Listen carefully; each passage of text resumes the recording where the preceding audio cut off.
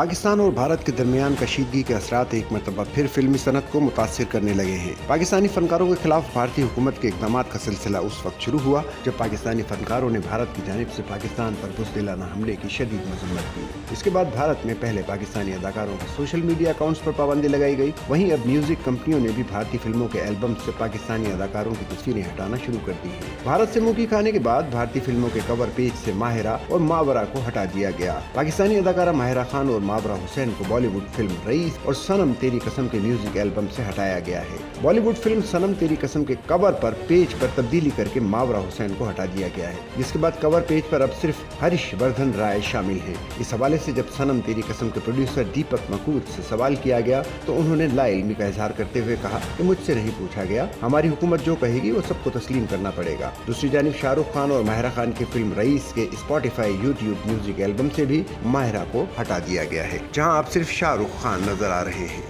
حیرت کی بات یہ ہے کہ سونم کپور اور فواد خان کی فلم خوبصورت کے البم میں فی الحال کوئی تبدیلی نہیں کی گئی۔ بھارت نے پاکستانی انٹرٹینمنٹ اور نیوز چینلز کی یوٹیوب چینلز تک رسائی بھی روک دی ہے۔ اس کے ساتھ ہی پاکستانی فنکاروں کے سوشل میڈیا اکاؤنٹس پر بھی پابندیاں عائد کر دی گئی ہیں، جن میں معروف اداکار ماہرہ خان اور ہانیہ عامر شامل ہیں۔ ان دونوں اداکاروں کی تصاویر کو معروف بھارتی فیشن ڈیزائنر منیش ملہوترا نے اپنے انسٹاگرام اکاؤنٹ سے ڈیلیٹ کر دیا ہے، جس سے واضح طور پر معلوم ہوتا ہے کہ بھارتی ثقافتی حلقے پاکستانی فنکاروں سے گریز کر رہے ہیں۔ بھارت کی جانب سے پاکستانی فنکاروں کے سوشل میڈیا اکاؤنٹس پر پابندیاں بڑھا دی گئی ہیں۔ ہانیہ عامر، علی ظفر، ماہرہ خان، ارسلان نذیر، اشنا شاہ اور دیگر مشہور پاکستانی اداکاروں کے انسٹاگرام اکاؤنٹس تک بھارتی صارفین کی رسائی روک دی گئی ہے۔ اس کے بعد بھارتی میڈیا میں پاکستانی فنکاروں کی مقبولیت کو ختم کرنے کے لیے مزید اقدامات کیے گئے ہیں۔ اس کے علاوہ پاکستان کے مشہور گلوکار اور اداکار جیسے عاطف اسلم، فواد خان، یمنا زیدی، عاصم اظہر، آئمہ بیگ، سابق کپتان شاہد آفریدی، کرکٹر بابر اعظم اور محمد رضوان کے سوشل میڈیا اکاؤنٹس بھی بھارت میں بلاک کر دیے گئے ہیں۔